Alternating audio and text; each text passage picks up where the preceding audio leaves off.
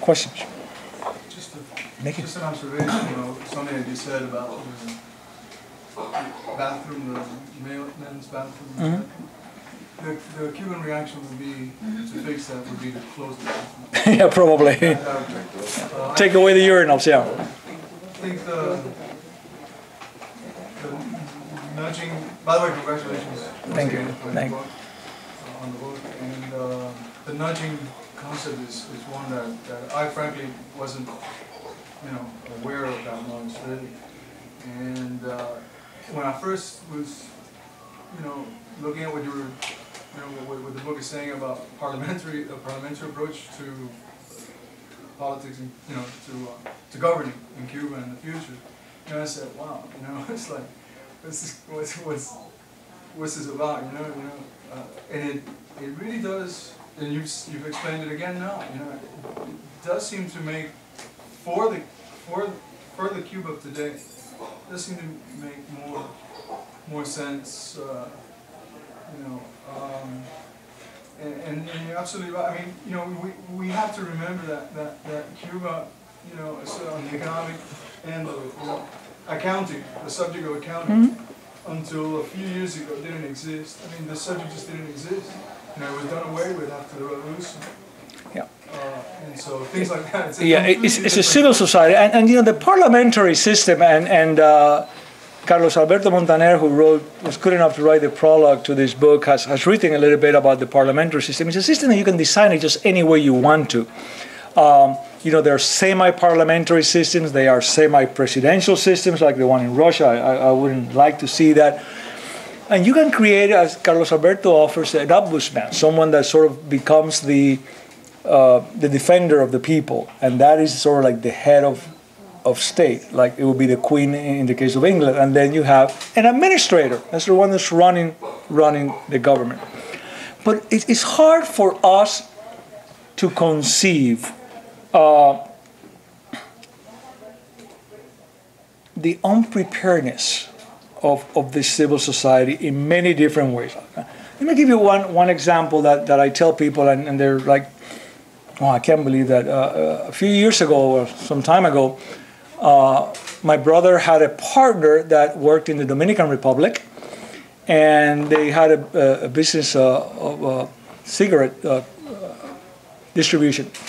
And this partner had been able, after many years, to bring out of Cuba his cousin to work in the Dominican Republic. So he took him into the warehouse, showed him how to operate a forklift, and all that kind of stuff, and put him to work for him. And within 2 weeks, the fellow that had come from Cuba recently calls his cousin and says, "Come on, I want to show you something. I want to show you something."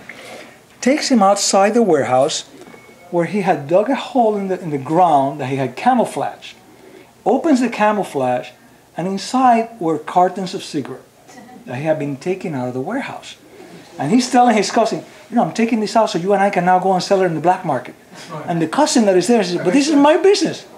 This is my business." No, but I'm taking this out so you and I can now go sell it in the black market. Listen, this is my business. I don't think he understood the concept of private property. He probably thought that when he said, "This is my business," he was, I don't know, the government-appointed administrator or something like that. So he was doing that with the best of intentions. And I sort of talked earlier about this kind of ethics, and ethics of survival. That's what we're going to find. People that truly do not understand. I'll give you another example in a minute. Sir, I think you had a question? Given the Cuban idiosyncrasies of nowadays, does your book, or in your mind, do you foresee a transition period before getting into the parliamentary or presidential? Do you see that as a viable type of thing?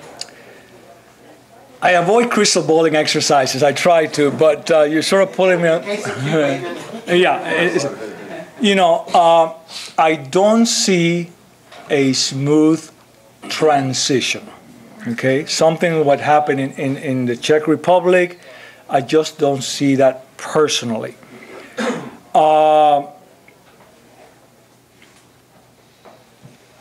The most likely scenario in my mind is something similarly to what happened in Russia, where If you recall, we had the president dying or prime minister dying, and a couple of years somebody else died, and then somebody else died, until finally a Gorbachev emerged.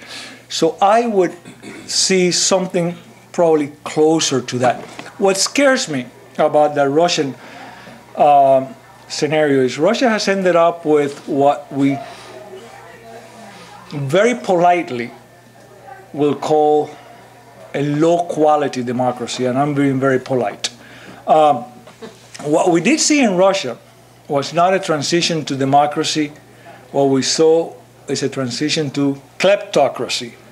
Alibaba and the 40 Thieves. I mean, this is a place where the KGB stole everything. Forbes magazine had an interesting statistic a couple of years ago that about 17 years, it was 3 years ago, 17 years after the collapse of the Soviet Union, Russia had the second largest numbers of billionaires in the world, surpassing Germany, second only to the United States. In 17 years, these guys are the most brilliant entrepreneurs in the history of humanity. Well, they stole everything. And if you look at it, they were ex-KGB. Well, the Cuban armed forces today controls over 60% of the Cuban economy. Every imported industry in Cuba is run by a general. So that scares me. And that's one of the reasons that I would always put democracy first. Democracy is not an ornament that we put at the end. Put democracy first, freedom first. Sir? Question on investment.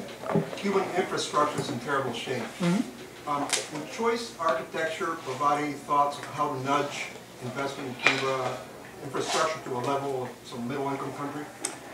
Absolutely. In fact, that happens to be one of my field. My PhD is in international business. Yes. When you look at foreign direct investment, and I'm assuming we're looking at investment from outside, the reasons, and I'm going to try to run this very quickly, the reasons people invest, foreign investment overseas, are for one of three fundamental reasons. Number one, we invest for resource-seeking reasons.